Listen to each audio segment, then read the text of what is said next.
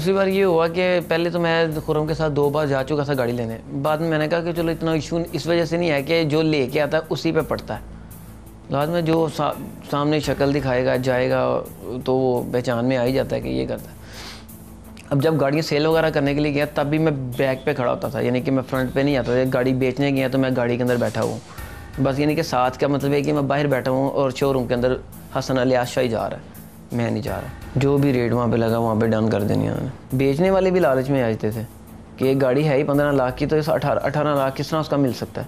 जब उन्होंने ख़रीदी 15.5 लाख की, तो वो 18 लाख की किस तरह बेच सकते हैं साल चला के। ठीक है। अच्छा, आपकी फ़ैमिली के बारे में मुझे कुछ बताइए। आपकी शादी हो चुकी है? कितने बच्चे हैं आपके? एक बेटा। बेटी या बेटा? बेटी। आपकी जो फैमिली है उसमें आपकी वालदा हयात है? उन्हें आपकी इन पूरी चक्कर का पता है? जी लास्ट टाइम पता लगा था उनको, फिर नहीं पता कि मैं कोई काम कर रहा हूँ। अब जब दोबारा पकड़ा गया तो ऑपरेशन को पता चल गया कि ये कर रहा था। पहली दफ़ा जब पकड़ा गया तो उन्होंने बाहर निकलवा लिया था कि अब चलो गलती हो जाती। मैं वाकई कहा कि मुझे नहीं पता था। अब सेकंड टाइम उसके बाद वो मेरे पीछे नहीं आ रहे। अब आप जब पकड़े गए हो आपको ये भी पता है कि वो आपके शायद पेरेंट्स आपके पीछे भी नहीं हैं, आपकी अपनी फीलिंग्स क्या है?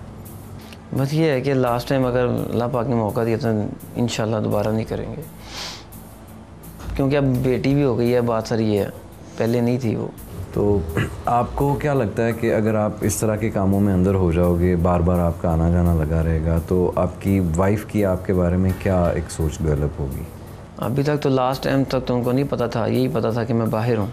लेकिन अब तो उनको कंफर्म हो गया कि जब पिछली दफ़ा भी ये बाहर थे वो बाहर नहीं थे, क्योंकि मैं कभी अक्सर दुबई वगैरह जाता रहता था, क्योंकि मेरे मामू का एंटीक का काम था ना वहाँ पे, उससे मैं जाता रहता था कि मैं शायद वहाँ पे सेटल हो जाऊँ, वहाँ पे सेटल हो जाऊँ। तो आपको पता है कि माँओं का सहारा उनकी औलाद ही होती है, तो उन्होंने बहुत सारी ऐसी उम्मीदें, बहुत सारी ऐसी ख्वाहिशें हैं जो उनके पेरेंट्स पूरा नहीं कर सकते, उनके शौहर पूरा नहीं कर सकते, वो अपनी औलाद से वाबस्ता कर लेती हैं।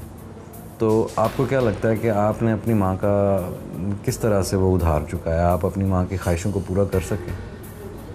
अभी तक तो नहीं की, लेकिन इंशाल्लाह नेक्स्ट में उम्मीद तो बहुत है कि करूँगा। क्योंकि ये लोग, मैं तो जितना कुछ करना चाह रहा था लेकिन मैं गलत सोसाइटी में पड़ गया था।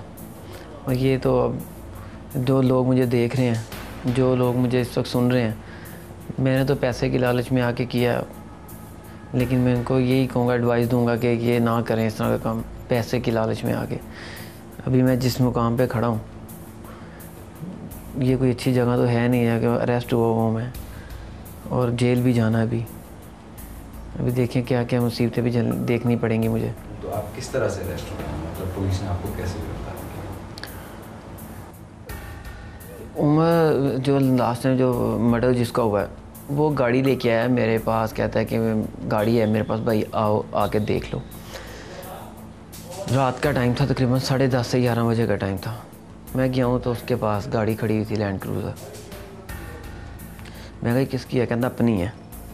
कहता मैं, पहले मुझे कहता मेरे बहनोई की है, क्योंकि उसके बहनोई वगैरह स्ट्रॉन्ग थे।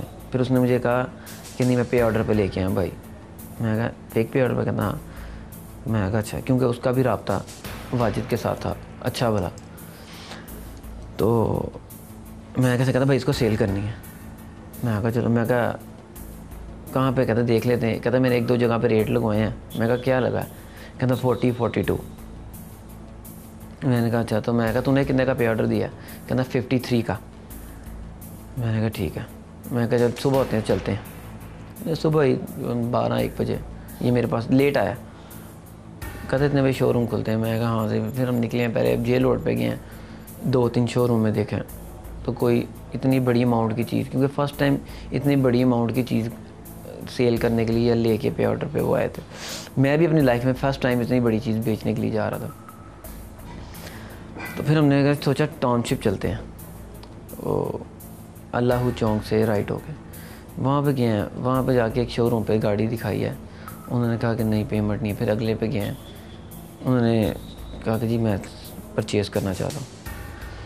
हम वहाँ पे उतर गए, गाड़ी उन्होंने ट्राई लिया है, ट्राई लेके उन्होंने टोकन कर दिया वहाँ पे 20,000 और उन्होंने कहा कि बकाया बताएं पे ऑर्डर किसके नाम का बनवाएं।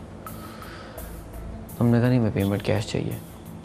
उन्होंने कहा नहीं पे ऑर्डर ही बनेगा, आप बैठे हैं, पहले मैं वेरीफाई गाड़ी कर लूँ, CIA चेक करवा लूँ, गाड़ी के डॉक्यूमेंट्स चेक करवा लूँ।